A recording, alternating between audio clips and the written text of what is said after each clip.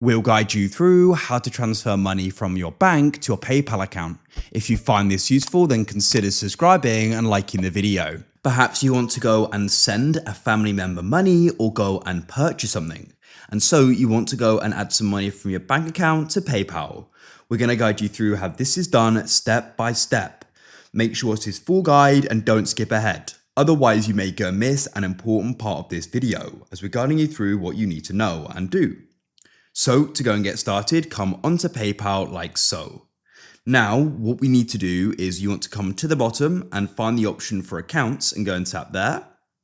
Then what you want to do is you want to go and scroll down and you want to go and find linked banks and cards, and you're going to go and see them here.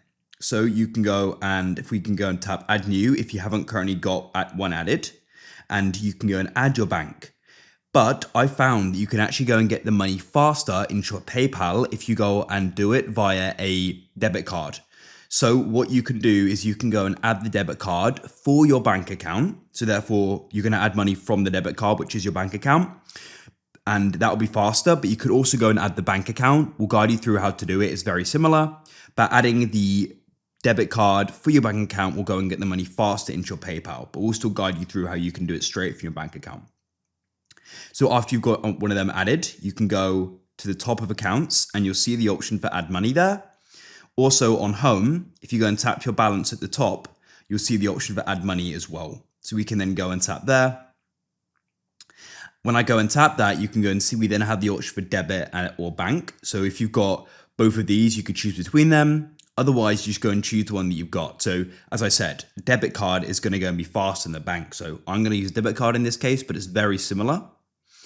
Then what you can do at the top here is go and type in the amount or choose the amount you want. There are some default amounts, but you can go and press the pencil icon and go and type in an amount. I could do £5, for example, and press done.